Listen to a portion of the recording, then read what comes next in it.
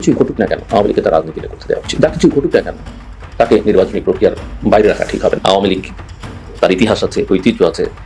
আওয়ামী লীগের মতো শক্তির রাজনীতিতে থাকলে বাংলাদেশের জন্য ভালো।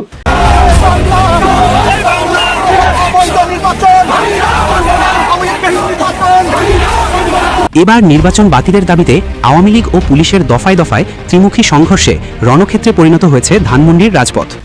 ভারত এটির মধ্য দিয়ে কোনো বিশেষ খেলা খেলতে চাইছে কিনা, অথবা এর মধ্য দিয়ে বিশেষ কোনো সংকেত ইউনূস সরকারকে দেওয়ার চেষ্টা করছে কিনা, সেই বিষয়টি সরকার বাংলাদেশ সরকার ঠিক ঠাউর করতে পারছে না। তারেক রহমান এবং বিএনপির মাধ্যমে আওয়ামী লীগের রাজনৈতিক নিষেধাজ্ঞা উঠে যাবে এবং আওয়ামী লীগ রাজনীতিতে ফিরবে। এই কথাটা তো তারেক রহমান ফিরেছেন পর থেকে বা ফিরবেন বলার পর থেকেই আলোচিত হচ্ছে যে ভারত সরকার এই শর্তেই তার ফেরার ব্যাপারে এক রকমের উৎসাহ দেখিয়েছেন, সমর্থন দিয়েছেন। এবার অবশেষে ইউনূসের মুখে চুনকালি মেখে সেনাপ্রধানের নির্দেশে দেশের পথে শেখ হাসিনা।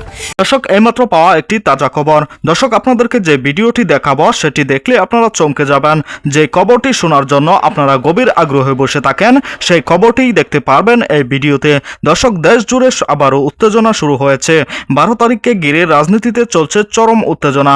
একদিকে মাঠে নামছে হাজারো মানুষ, অন্যদিকে হাসিনাকে নিয়ে শুরু হয়েছে মহা আয়োজনের গুঞ্জন। দর্শক, এ বিষয়ে বিস্তারিত জানতে পারবেন এই ভিডিওতে, তাই 1 সেকেন্ডও না টেনে পুরো ভিডিওটি দেখবেন। চ্যানেলে নতুন হলে সাবস্ক্রাইব করে রাখবেন পরবর্তী আপডেট পাওয়ার জন্য। একটি লাইক করে দেখতে থাকুন সম্পূর্ণ ভিডিওটি।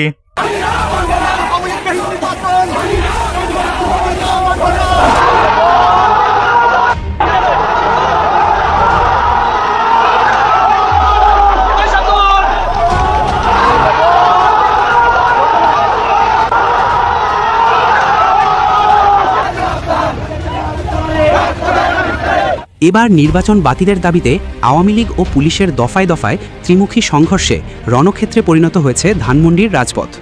আওয়ামী লীগ ছাড়া নির্বাচন যতই এগিয়ে আসছে, এবার যেন মরিয়া হয়ে উঠেছে আওয়ামী লীগ। আওয়ামী লীগ হলো ফিনিক্স পাখির মতো, ধ্বংসস্তূপের মধ্যে থেকেও আবারও জেগে উঠবে। এটা আওয়ামী লীগের অস্তিত্বের লড়াই। তাই নির্বাচন বাতিলের দাবিতে আওয়ামী লীগ ও ছাত্রলীগের নেতাকর্মীরা ধানমন্ডির বুকে পুলিশের মুখোমুখি অবস্থানে দাঁড়ালে পুলিশের সাথে চলে ত্রিমুখী সংঘর্ষ। সেই ত্রিমুখী সংঘর্ষে রণক্ষেত্রে রূপ নেয় ধানমন্ডি। সেই সংঘর্ষে আহত হয় প্রায় অর্ধশতাধিক পুলিশ। আওয়ামী লীগ ও ছাত্রলীগের বিক্ষুব্ধ নেতাকর্মীরা বলেন, এই অবৈধ সংবিধান বিরোধী ইউনূস কিভাবে এই নির্বাচন করে। আমরা রাজপথেই মোকাবেলা করে দেখাবো এবং শেখ হাসিনাকে সসম্মানে দেশে ফিরিয়ে আনব।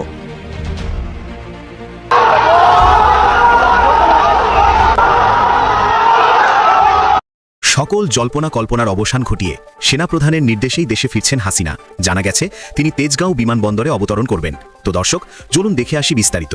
প্রস্তুতি শেষের পথে শেখ হাসিনা দেশে ফিরছে এবং এই পুরো পরিকল্পনার প্রস্তুতি নিলেন বাংলাদেশের সেনাপ্রধান জেনারেল ওয়াকার উজ্জামান। প্রস্তুতি এবার শেষের পথে, শেখ হাসিনা দেশে ফিরছে, সেই জল্পনা আরও তীব্র হচ্ছে, কারণ এর প্রস্তুতি এবার সম্পূর্ণ হলো। জানা গেছে ঢাকায় অবস্থিত শাহজালাল বিমানবন্দরে না নেমে তিনি তেজগাঁও বিমানবন্দরে অবতরণ করবেন শেখ হাসিনা। প্রধানমন্ত্রী শেখ হাসিনা আপনার তেজগাঁও বিমানবন্দরে নামার একটি পরিবেশ তৈরি। আর তারই প্রস্তুতি নিয়েছেন বাংলাদেশের সেনাবাহিনীর প্রধান জেনারেল ওয়াকার উজ্জামান, বাংলাদেশের যিনি সবথেকে কঠোর একজন ব্যক্তিত্ব। ঢাকা শাহজালাল বিমানবন্দরটি একটি আন্তর্জাতিক বিমানবন্দর, আর এই বিমানবন্দরে যদি অবতীর্ণ হন শেখ হাসিনা, তাতে সুবিধা হবে জামাতের মতো বিরোধী গোষ্ঠীগুলির। কিন্তু গোপন সূত্র বলছে শেখ হাসিনা ঢাকা বিমানবন্দরে নামবেন না, তিনি সেনাপ্রধান ওয়াকার উজ্জামানের পথ অবলম্বন করে তেজগাঁও বিমানবন্দরে নামবেন শেখ হাসিনা। আর সেই প্রস্তুতি এখন থেকে শুরু হয়ে গেছে। আর এই তেজগাঁও বিমানবন্দরটি সাধারণ মানুষের জন্য নয়, এটি এখন সম্পূর্ণ একটি সেনাঘাঁটি, যার ফলে সম্পূর্ণরূপে শেখ হাসিনাকে অবতরণে সাহায্য করবে সেনাবাহিনী। সেনাবাহিনীর প্রধান জেনারেল ওয়াকার উজ্জামান তিনি বলেছেন, শেখ হাসিনাকে নিরাপদ স্থানে রেখেই তিনি ক্যান্টনমেন্টে ফিরে যাবেন।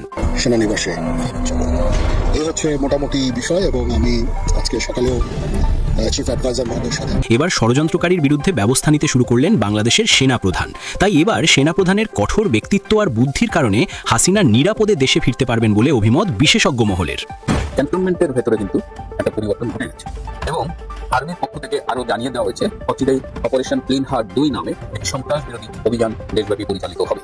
এবার অবশেষে ইউনূসের মুখে চুনকালি মেখে সেনাপ্রধানের নির্দেশে দেশের পথে শেখ হাসিনা। দীর্ঘ অপেক্ষার পর আওয়ামী লীগের নেতাকর্মীদের অবসান ঘটেছে, কেননা দীর্ঘ 16 মাস দেশের বাইরে থাকার পর বাংলাদেশ আসছেন প্রধানমন্ত্রী শেখ হাসিনা।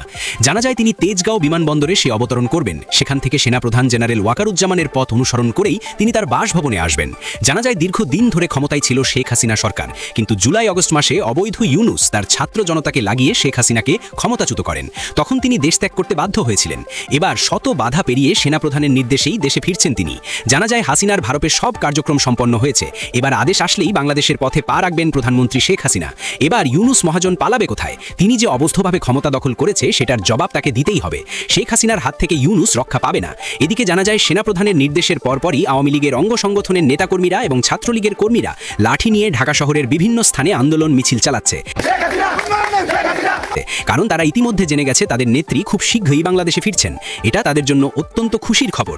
জানা গেছে বর্তমান সরকারের অনেক উপদেষ্টারে বড় বড় চাঁদাবাজি কার্যক্রমে লিপ্ত। কিছু কিছু উপদেষ্টার তো সব কিছু ফাঁস হয়ে গেছে। এখন জনগণ সবাই বুঝে গেছে অন্তর্বর্তী সরকার মানে দুর্নীতিবাজ। তাই তাদের এখন জনগণ পরোয়া করে না, এবং সাধারণ জনগণ বলছে আওয়ামী লীগের সময় তারা দেশে ভালো ছিল, 3 বেলা পেট ভরে খেতে পারত। ভারত এটির মধ্য দিয়ে কোনো বিশেষ খেলা খেলতে চাইছে কিনা, অথবা এর মধ্য দিয়ে বিশেষ কোনো সংকেত ইউনুস সরকারকে দেওয়ার চেষ্টা করছে কিনা, সে বিষয়টি সরকার মানে বাংলাদেশ সরকার ঠিক ঠাউর করতে পারছে না। এমন সব মন্তব্যই করেছেন আমাদের পররাষ্ট্র উপদেষ্টা তৌহিদ হোসেন। তিনি তার নিজ দপ্তরে সাংবাদিকদের সঙ্গে কথা বলার সময় যে মন্তব্যটি করেছেন তা একটু আপনাদের জানাই। তিনি বলছেন যে বাংলাদেশ থেকে ভারতের কূটনীতিকদের পরিবারের সদস্যদের বিষয়ে কোনো নিরাপত্তা উদ্বেগের কথা সরকারকে জানানো হয়নি। আর ভারতের কূটনীতিকদের পরিবারের সদস্যদের বাংলাদেশ থেকে প্রত্যাহারের মধ্য দিয়ে আসলে কোনো বার্তা দেওয়া হচ্ছে কিনা সেটি স্পষ্ট নয়। প্রশ্ন হচ্ছে যে কেন স্পষ্ট নয়, কেন সরকার কোনো ধরনের সিগন্যাল পাচ্ছে না বা কোনো ধরনের সংকেত পাচ্ছে না? মানে শুধু শুধু এইভাবে বলে দিলেই তো হয় না, নাকি কেন্দ্রে বিদ্যুৎ কেন্দ্র এলাকায় সেনাবাহিনী, পুলিশ ও আনসার সহ 4 স্তরের কঠোর নিরাপত্তা ব্যবস্থা রয়েছে, তার মধ্য দিয়েও ভারতীয় কর্মকর্তারা সেখান থেকে মানে তাদের কর্মস্থল ছেড়ে রহস্যজনকভাবে ভারতে চলে গেলেন। চলে যাওয়ার আগে কর্তৃপক্ষ কখনোই তাদের নিরাপত্তার বিষয়ে কোনো ধরনের বিঘ্ন ঘটছে কিনা সে বিষয়ে জানতে পারেনি বা তাদেরকে জানানোও হয়নি। এবং এসব বিষয় নিয়ে বিশেষ করে ভারতীয় কূটনীতিকদের যে প্রত্যাহার করা হলো, নন ফ্যামিলি পোস্টিং ঘোষণা করা হলো, সে বিষয়ে আনন্দবাজার কয়েকদিন আগে একটা রিপোর্ট প্রকাশ করলো এবং সেটিতে বলা হচ্ছিল যে ভারতীয় কূটনীতিকদের প্রত্যাহারের পর দিল্লির সাউথ ব্লক সেখানে গুরুত্বপূর্ণ বৈঠক হয়েছে। পররাষ্ট্র মন্ত্রণালয় সহ দেশটির আরও যে গুরুত্বপূর্ণ মন্ত্রণালয় তাদের আন্তঃ মন্ত্রণালয় সংক্রান্ত একটি বৈঠক হয়। সেখানে বাংলাদেশের আইন শৃঙ্খলা পরিস্থিতি নিয়ে উদ্বেগ প্রকাশ করা হয় এবং পত্রিকা মারফত যেটি জানা গেছে, গণমাধ্যম মারফত, যে আইন শৃঙ্খলা পরিস্থিতিকেই তারা বেশি প্রায়োরিটি দিচ্ছে। তৌহিদ হোসেন কি বলছেন আমি একটু এই কথাটি আনন্দবাজারের সাথে রিলেট করি। আমাদের পররাষ্ট্র উপদেষ্টা বলছেন নিরাপত্তা নিয়ে কোনো শঙ্কা নেই, তবে সংকেত যে কি তা একেবারেই বুঝতে পারছি না। এটা তাদের নিজস্ব ব্যাপার, তারা তাদের কর্মচারীদের ফিরে যেতে বলতেই পারেন। কেন বলেছেন আমি তার কারণ খুঁজে পাই না। ত্রয়োদশ জাতীয় সংসদ নির্বাচনকে সার্বিকভাবে নিরাপত্তার এখনো পর্যন্ত কোনো বিঘ্ন ঘটেনি, অথচ গত 1 মাসে 16টি হত্যাকাণ্ড ঘটেছে যেগুলো তুমুলভাবে আলোচিত, এবং এর প্রত্যেকটি হত্যাকাণ্ডই অবস্থিত বা ভারতের বিভিন্ন জায়গায় অবস্থিত বাংলাদেশের যে দূতাবাস, উপদূতাবাসগুলো রয়েছে সেখানে কর্মরত বাংলাদেশিদের নিরাপত্তাও রয়েছে, এটাও সত্য কথা। কিন্তু আমাদের পররাষ্ট্র উপদেষ্টা এই কথা বলেন কিভাবে যে ত্রয়োদশ জাতীয় সংসদ নির্বাচনকে কেন্দ্র করে আইন শৃঙ্খলা পরিস্থিতির এখনো তেমন কোনো অবনতি ঘটেনি। আরো কয়েকটি রাষ্ট্রের যে দূতাবাস বাংলাদেশে রয়েছে সেখান থেকেও সতর্কতা জারি করা হয়েছে। তৌহিদ হোসেন সাহেবরা কেন বুঝতে পারছেন না যে ভারতীয় কূটনীতিকদের কেন প্রত্যাহার করা হয়েছে? তবে হ্যাঁ, শুধু এটিই তো কারণ নয়, নিশ্চয়ই এই প্রত্যাহারের মধ্য দিয়ে আরো অনেক ধরনের খেলা রয়েছে, সেটি আমরাও মনে করি। খেলা কেমন রয়েছে তারও একটা উদাহরণ একটু তুলনামূলকভাবে একটু আপনাদের সামনে তুলে ধরি। যেমন সম্মানিত দর্শক, আশা করি সম্পূর্ণ ভিডিওটি আপনারা দেখেছেন এবং অবশ্যই বুঝতে পেরেছেন যে ভিডিওটা কতটা গুরুত্বপূর্ণ। দর্শক, আপনারা জানেন রাজনৈতিক অঙ্গনে এই মুহূর্তে সবচেয়ে আলোচিত বিষয় একটাই, 12 তারিখকে কেন্দ্র করে কি ঘটতে যাচ্ছে। দর্শক, অন্যদিকে ডক্টর ইউনূসকে নিয়েও চলছে নানা আলোচনা, যেখানে কেউ দেখছেন সম্ভাবনা, আবার কেউ দেখছেন কৌশলগত চাপ। দর্শক, সব মিলিয়ে কয়েকদিন বাংলাদেশের রাজনীতি খুবই গুরুত্বপূর্ণ হতে চলেছে। দর্শক, এ বিষয়ে আপনাদের কি মতামত? এই পরিস্থিতি কোন দিকে যাচ্ছে বলে মনে করেন আপনি? দর্শক, এ বিষয়ে আপনাদের মতামত অবশ্যই কমেন্টে জানাবেন এবং পরবর্তী আপডেট ভিডিও পেতে চ্যানেলটিকে এখনই সাবস্ক্রাইব করে রাখুন। এই মুহূর্তে বিদায় নিচ্ছি, দেখা হবে পরবর্তী কোনো ভিডিওতে। সে পর্যন্ত ভালো থাকুন, সুস্থ থাকুন। আসসালামু আলাইকুম।